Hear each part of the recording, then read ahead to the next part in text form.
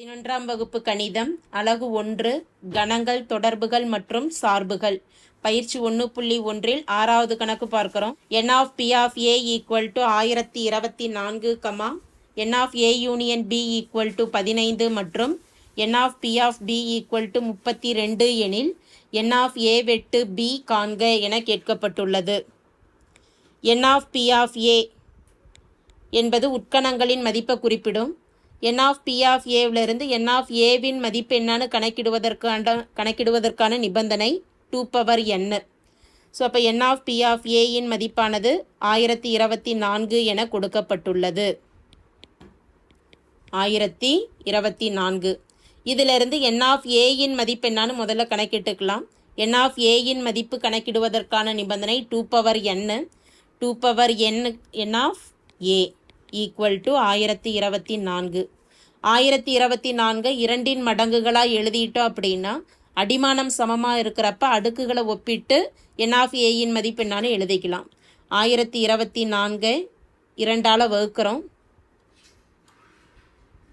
1 வகுபடாது. 10ல் I2 10, 2ல் 1 2, 4ல் 2 முறை 2, 2 பெருக்கல் 2 4. 512 2ஆல் வகுக்கிறோம். 5ல் 2 2 4 மீதி 1 11, 11ல் I2 10 மீதி 1 12, 6 2 12. இதுவும் இரட்டைப்படை எண்ணாக இருக்கிறதுனால ஒரு 2ஆல் வகுபடும். 1 2, 5 2ஆல் வகுக்கிறப்ப 2 2 4 மீதி 1 16, 8 2 16. இங்கே 2ஆல் வகுக்கிறப்ப மதிப்பானது 6 2 12, 4 2 8. 64 2ஆல் வகுத்துட்டோம்னா 3 2 6, 2 2 4. இதை 2ஆல் வகுக்கிறோம். 1 2 2 மீதி 1 16, 12, 6 2 12. அடுத்து 2ஆல் வகுக்கிறப்ப மதிப்பு 8 2 16, 4 2 8. 4 2ஆல் வகுக்கிறப்ப 2 2 4, 2 2ஆல் வகுத்துட்டோம் அப்படின்னா இறுதியாக மதிப்பு 1. இப்போ எத்தனை முறை 2ஆல் வகுத்துருக்குறோம் அப்படின்னு பார்த்துட்டோம்னா 1 2 3 4 5 6 7 8 9 10.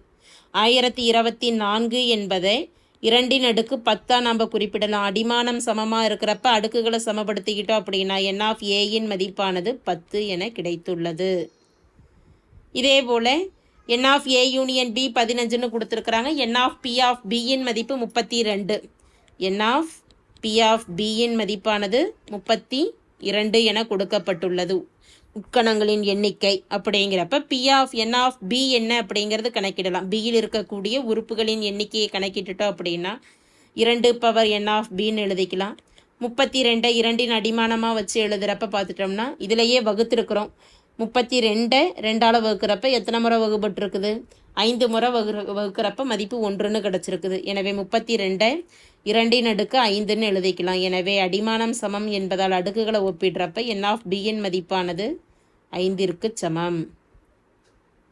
n of a union b இன் மதிப்பானது 15 என கொடுக்கப்பட்டுள்ளது. நம்ம நிபந்தனை சூத்திரத்தை வச்சு தான் இங்கே மதிப்பு கணக்கிட போகிறோம். n of a union b equal to n of a plus n of b minus n of a வெட்டு b என்ற கூட்டல் சூத்திரத்தை வச்சு கணக்கிடுறோம்.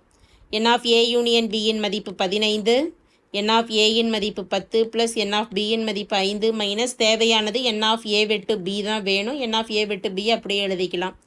15 ஈக்குவல் டு 10 ப்ளஸ் 5 எனும் பொழுது 15 மைனஸ் n of a வெட்டு b. வலது பக்கம் இருக்கக்கூடிய மைனஸ் n of a வெட்டு b என்பதை இடது பக்கம் மாற்றி எழுதிக்கிட்டோம் அப்படின்னா n of a வெட்டு b ஈக்குவல் டு 15 ப்ளஸ் 15 வலது பக்கம் வரப்போ மைனஸ் 15ன்னு ஆகும். therefore n of a வெட்டு b இன் மதிப்பானது 0 ஆகும். தேங்க்யூ.